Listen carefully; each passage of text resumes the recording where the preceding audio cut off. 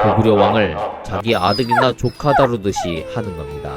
평화를 너무나 원했던 영유왕은 이조차도 수용합니다. 공관이란 탑을 선물이 됩니다. 고구려에 봉역도를 보냈다고도 하죠. 거의 나라의 정보를 내놓는 것이나 마찬가지인데 말입니다. 당태종은 영유왕에게 태자를 입조시킬 것을 요구했습니다. 태자 환권을 장안으로 보냅니다. 여기에 한술 더 떠 환권을 아예 당나라 국학에 입학시켜줄 것을 요청하죠. 미친 거 아닙니까?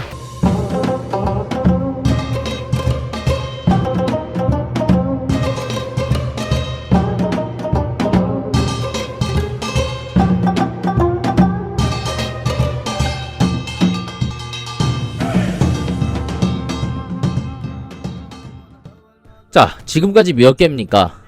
책봉문하사, 경관훼손, 태자입조.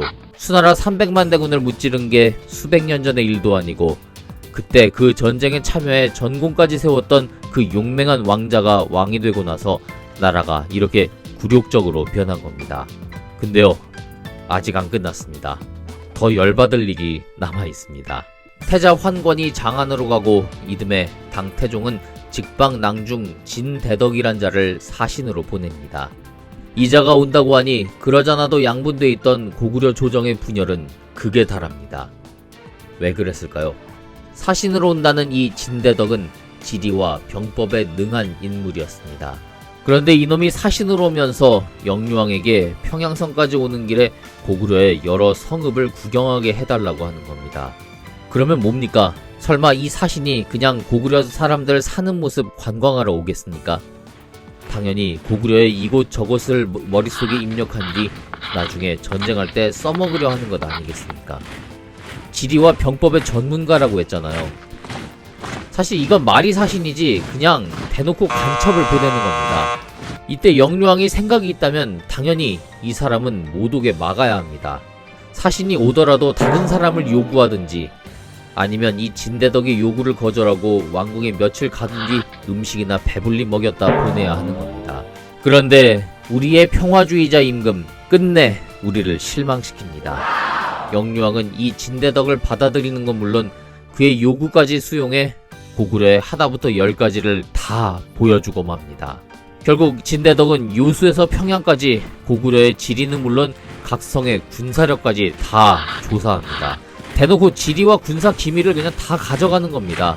이쯤 되면 영유왕은 평화주의자를 넘어 아예 국가 안보를 포기한 매국노나 다름없는 겁니다. 아무리 순진해도 믿을 게 따로 있지 않겠습니까? 처음에는 백성을 위하는 모습으로 보였지만 보면 볼수록 영유왕은 군주로서의 자격이 없다는 생각밖에 안 듭니다. 아니나 다를까 고구려의 모든 정보를 가져간 진대덕은 당나라로 돌아가자마자 태종에게 고구려를 칠 것을 건의하고 맙니다. 온건파는 여기서 끝나지 않고 당시 당나라의 침략에 대비해 쌓고 있던 이 천리장성 축성 작업을 중단해야 한다는 주장까지 하기에 이릅니다. 천리장성은 631년부터 쌓기 시작했는데요. 구여성부터 발해까지 이르는 이름처럼 꽤 긴 구간이었습니다. 처음엔 서부욕살이었던 연태조가 주도했습니다만 연태조는 중간에 지병으로 죽고 그의 아들, 자, 을지문덕에 이어 드디어 이 인물 등장합니다. 바로 연개소문이 축성을 이어갔죠. 사실 연개소문에 대한 이야기도 책마다 다른데요. 여기선 연개소문이 아버지의 뒤를 이어 계속 성을 쌓는 걸로 나오지만 대부분의 다른 책들엔 강경파였던 연개소문이 영유왕과 온건파에게 지속적으로 반기를 드니까 영유왕이 보기 싫어서 축성 현장으로 쫓아냈다고 나옵니다. 어느 쪽이 맞는지 모르겠지만 아무튼 연개소문은 강경파 중에서도 초강경분자로 이때 천리장성 축성을 주관하고 있었습니다. 그런데 영유왕이 온건파와 손을 잡고 지속적으로 당나라의 굴종적인 행보를 보이면서 당나라에 얼마나 더 잘 보이려고 그랬는지 최후의 보루인 천리장성마저 중단하려고 하는 겁니다. 영양왕 때 그 멋있던 고구려는 이제 비굴이란 말로도 표현하기 힘든 형편없는 상황에 놓이고요. 이 모습을 보는 우리는 정말 고구마를 1000개쯤은 먹은 것 같죠. 장성 축조를 주관하던 연개소문, 당연히 열이 머리 끝까지 뻗칩니다.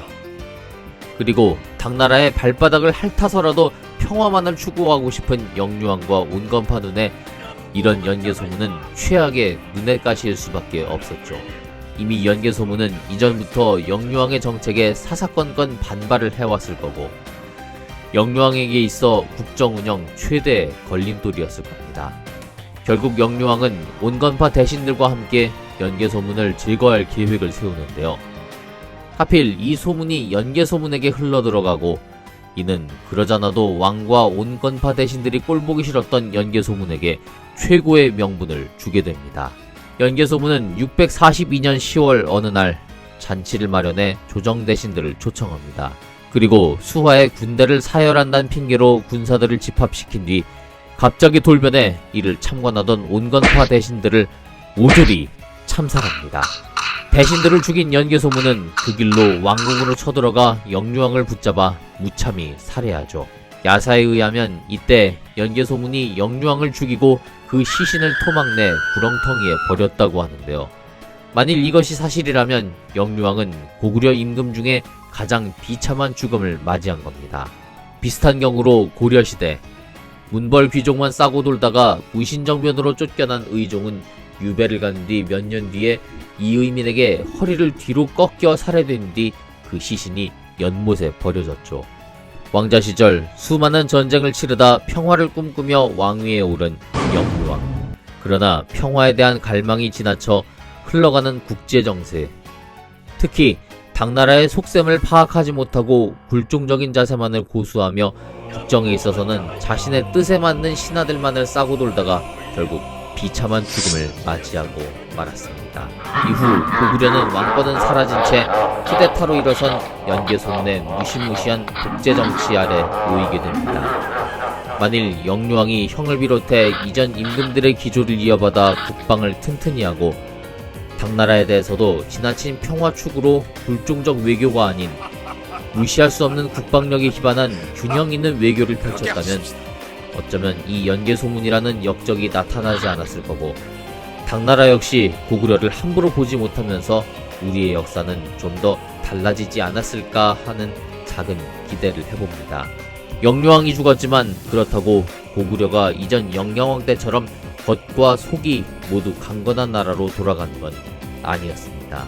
연개소문은 영유왕을 살해한 뒤 그의 동생 대양의 아들 보장을 임금으로 세우고 스스로 대망리지에 올라 국정을 주도합니다. 비록 영유왕의 정책이 잘못됐다고는 하나 무지막지한 살육을 배경으로 등장한 연개소문이 절대 옳다고는 할 수 없습니다.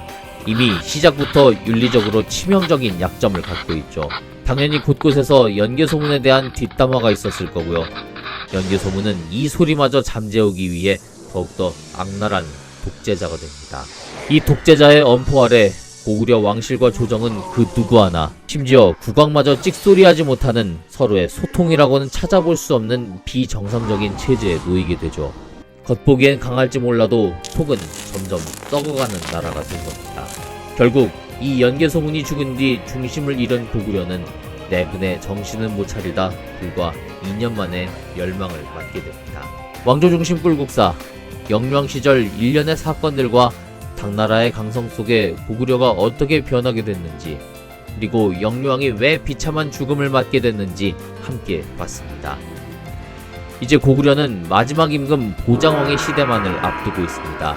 하지만 이 임금은 재위 내내 연개소문에게 눌려 임금 노릇이라고는 제대로 해보지도 못하다 나라의 멸망을 경험하는데요. 연개소문이 주도한 보장왕 시대의 고구려는 어떻게 될까요? 자, 다음 시간부터는 다시 신라로 가려고 하는데요. 제 개인 사정으로 한동안은 업로드가 쉽지 않을 것 같습니다. 당분간 그간 올린 여러 영상들 보시면서 복습해 주시고요. 저는 이후에 신라 선덕여왕, 진덕여왕, 그 후에 이어서 백제 무왕편으로 차례로 인사드리도록 하겠습니다. 자, 여러분의 지속적인 응원을 부탁드릴게요. 왕조 중심 꿀국사 지금까지 꿀이었습니다.